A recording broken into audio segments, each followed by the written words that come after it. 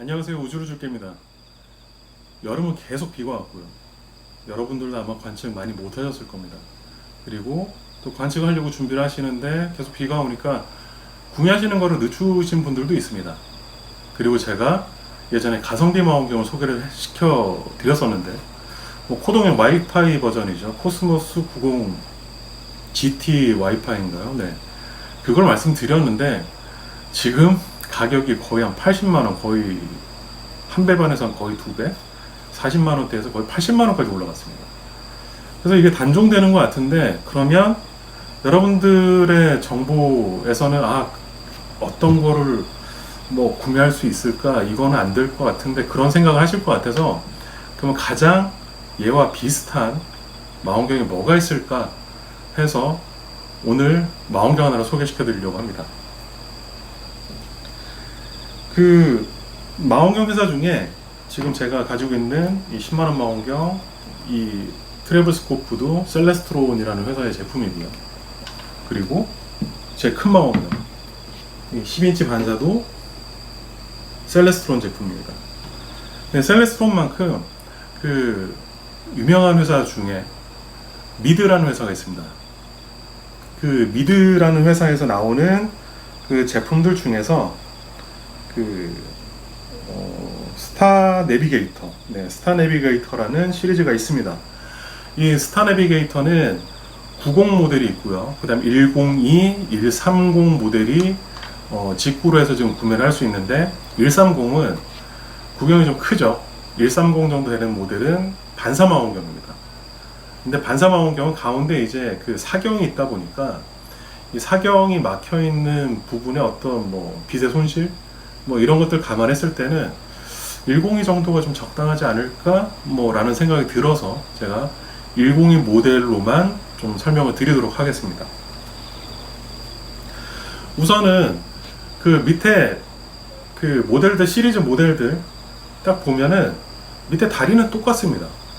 밑부분은요, 망원경 빼고 밑부분은 똑같습니다. 그러면 여기에 그 망원경을 끼운 형태가 될 텐데요. 이 끼우는 부분이 지금 이 도프테일 플레이트라고 하는데, 이 빅센 형태의 도프테일 플레이트가 장착이 되어 있어서 망원경을 마음대로 바꿔서 끼울 수 있고, 심지어는 얘도 거기다 끼워서 쓸 수도 있습니다.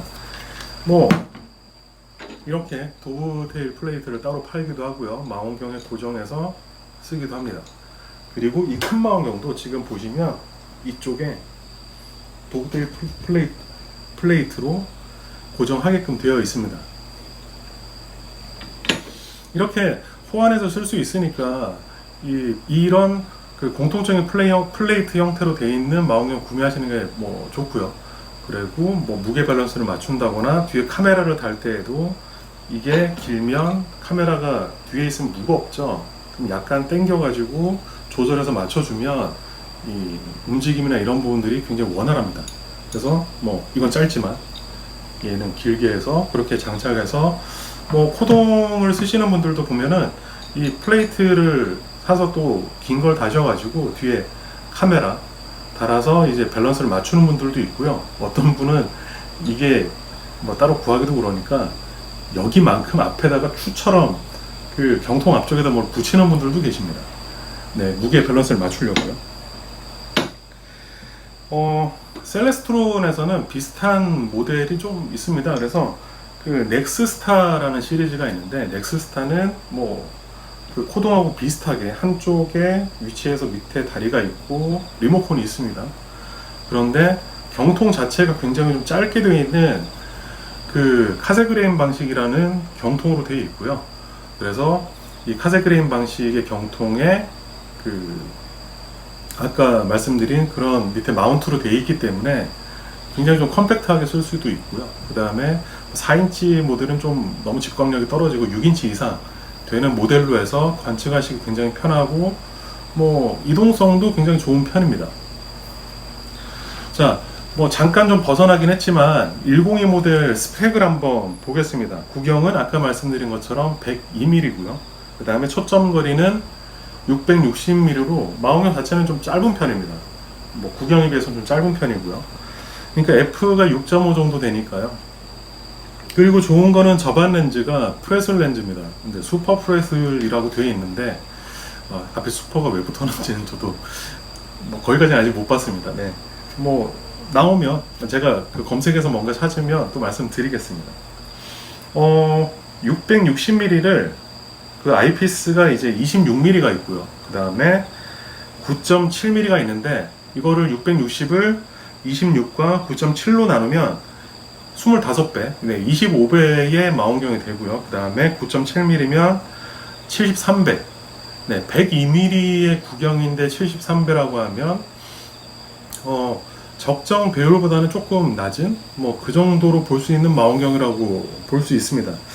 제 생각에는 그 2배 바로 렌즈 정도를 쓰면 좀 오버긴 하지만 그래도 볼만하지 않을까라는 생각을 합니다.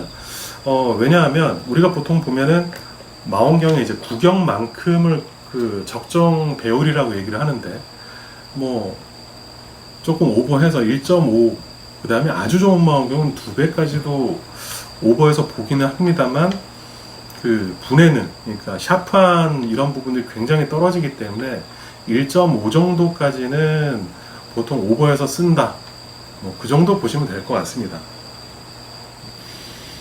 코동과 상당히 비슷한 마운트 구조이고 뭐 같다는 느낌입니다. 거의 비슷합니다. 그 리모컨하고 소프트웨어가 좀 달라서 뭐 다른 망원경하고 굉장히 좀 셀레스트로하고 다른 거 아니야 라고 생각하실 수 있겠지만 사실 온라인에서 맞추고 뭐 별을 몇 개 맞춰서 그 다음부터는 자기가 알아서 찾아가는 형태는 거의 똑같습니다. 그리고 뭐 쓰임새는 거의 다 동일하기 때문에 그 쓰는 데는 전혀 뭐 호동을 만약에 만져보셨다라고 하면은 뭐 거의 비슷하게 보일 거고요. 대신에 뭐 약간 인터페이스만 조금 다른 정도, 뭐 그 정도 생각하시면 될 것 같습니다. 그리고 거기에 있는 그 파인더는 이런 그 장난감이 들어가 있는 건 아니고요. 등배 파인더로 해서 레드닷 파인더라고 해서 그 등배 파인더가 들어가 있기 때문에 그 오히려 얘보다는 그게 훨씬 더 사용성은 더 좋다라고 봅니다. 저도 이거 가지고 맞춰봤는데 암만 어두워도요, 서울에서 이걸로 별 맞춰서 뭔가를 한다라는 거 달하고 행성 이외에는 다른 거는 잘 안 보이더라고요. 물론 이 큰 망원경에 있는 뭐 큰 파인더 같은 경우에는 거의 쌍안경 정도의 그 수준이고 가운데 십자선이 들어가 있기 때문에 뭔가를 맞추거나 할 때는 굉장히 편합니다. 망원경 중에서 그 이렇게 컴팩트하면서도 좀 쓸모 있는 망원경들 중에 미드에서는 아까 말씀드린 셀레스트론의 그 넥스스타 모델들이 있는데 조금 더 컴팩트한 모델들이 미드사의 ETX라는 모델들이 있습니다. ETX는 그 작은 구경은 아예 그냥 가방에 있고요. 가방에 이 마운트까지 아예 망원경이 안 빠집니다. 안 빠지게 우선 뺄 수는 있겠죠. 우선은 이렇게 포크 형태로 돼가지고 돼 있고 가방에 이렇게 넣고 다닐 수 있도록 굉장히 컴팩트하게 돼 있고 뭐 망원경이 도심에서 여러분들이 만약에 가지고 계시면서 보신다라고 하면 그런 작은 망원경을 쓰는 것도 그렇게 뭐 나쁘지는 않다라고 생각이 듭니다. 대신에 여러분들이 자주 쓰시다가 이게 구경이 좀 크고 성운까지 한번 내가 도전해 보겠다, 뭐 안드로메다는 뭐 어느 정도 보이긴 하겠지만 이런 그 은하들까지 보겠다 라고 하시는 분들은 그때 돼서 또 뭐 판매하시면서 이제 기변하시는 것도 나쁘지 않을 거다라고 생각이 듭니다. 저는 안시를 하고 있습니다. 네, 촬영하시는 분들하고는 좀 다르게 좀 구경이 큰 망원경을 쓰고 있고 촬영하는 분들은 굴절 망원경을 쓰고 계시는데 다음에는 제가 굴절 망원경하고 그 촬영하시는 그리고 안시 쪽에 쓰는 망원경이 좀 굉장히 결이 다른데요. 이거에 대해서 한번 조금 재미있게 저 혼자 재밌었는지 모르겠지만 재밌게 한번 설명을 드리면서 하도록 하겠습니다. 오늘은 호동의 그 차선책 아니면 호동이 비싸였으니까 또 쓸만한 가성비의 망원경 미드사의 스타 내비게이터 102 모델에 대해서 말씀드렸습니다. 이상 우주를 줄기였습니다.